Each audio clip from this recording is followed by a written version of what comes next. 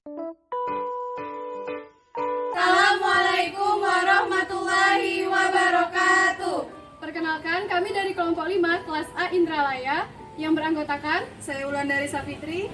saya Musdalifah Salsabila, Saya Dede Anggraini. saya Agustina Wulandari akan menampilkan video materi katabolisme asam lemak.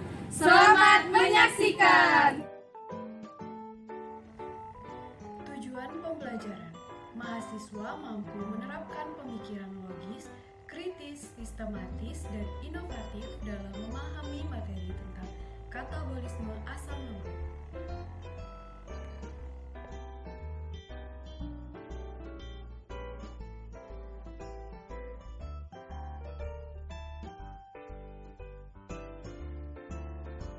Katabolisme asam lemak.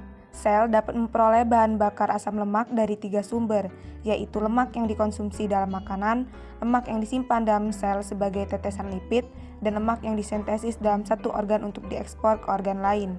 Dalam tubuh, asam lemak berfungsi sebagai energi untuk otot, jantung, dan organ lain. Selain itu, juga dapat dimanfaatkan sebagai cadangan energi. Pada tumbuhan tingkat tinggi, oksidasi asam lemak rantai panjang menjadi asetil-CoA berfungsi sebagai prekursor biosintetik, hanya sebagai bahan bakar sekunder.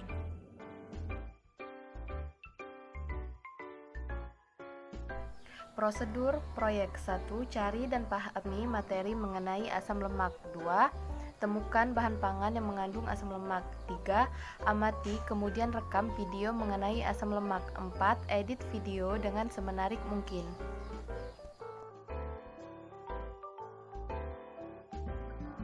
Pelaksanaan proyek. Alpukat. Dalam 100 gram buah alpukat terkandung 9,8 gram asam lemak. Komposisi asam lemak penyusun trigliserida minyak alpukat adalah asam oleat sebesar 31,43%, asam palmitat sebesar 25,79%, dan asam linoleat sebesar 8,39%. Mayoritas lemak dalam alpukat adalah asam oleat. Asam oleat merupakan asam lemak tak jenuh tunggal. Minyak goreng merupakan salah satu produk pangan yang memiliki kandungan utama berupa trigliserida dari bahan nabati. Kandungan lemak dalam minyak goreng adalah 99,882%. Asam lemak jenuh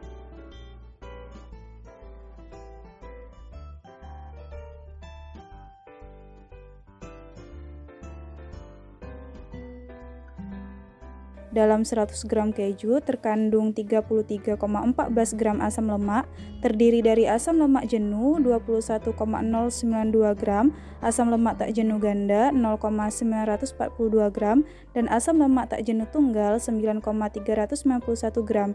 Keju merupakan bahan olahan yang berasal dari susu dengan tujuan agar susu dapat bertahan lebih lama dan agar yang tidak menyukai susu dapat mengonsumsi susu dalam bentuk keju.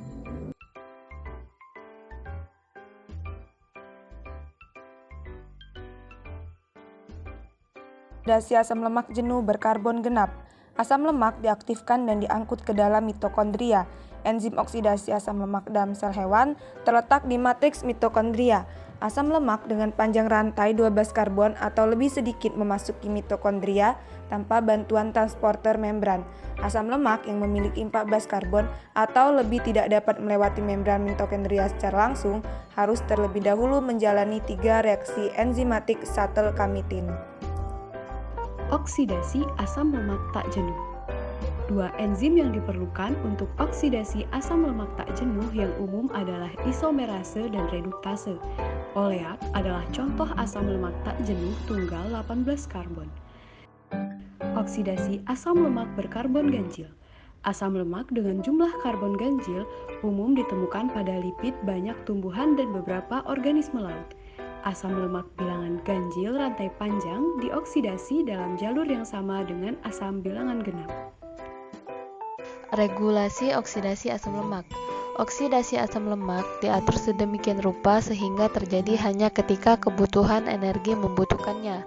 Di hati, asil CoA lemak yang terbentuk di sitosol memiliki 2 jalur utama yang terbuka, yaitu oksidasi oleh enzim di mitokondria, dan konversi menjadi transkigliserol dan fosfolipid oleh enzim sitosol. Oksidasi dalam peroksisom. Oksidasi asam lemak juga terjadi di dalam peroksisom. Pada hewan, beta oksidasi peroksisomal memperpendek asam lemak rantai sangat panjang, 22 atau lebih atom karbon, tanpa sintesis ATP menghasilkan asam lemak rantai menengah. Badan keton. Badan keton atau asetoasetat, hidroksibutirat, dan aseton diproduksi di dalam mitokondria hati ketika asetil koenzim A berlebih tersedia. Dalam keadaan normal, hanya sejumlah kecil badan keton yang diproduksi. Kesimpulan. Yang pertama, minyak, alpukat, dan keju adalah salah satu bahan pangan yang mengandung asam lemak. 2. Asam lemak berfungsi untuk memberi energi pada otot, jantung, dan organ lainnya. 3. Proses oksidasi asam lemak merupakan proses yang terjadi di mitokondria di mana terjadi pada atom karbon beta sehingga disebut beta oksidasi.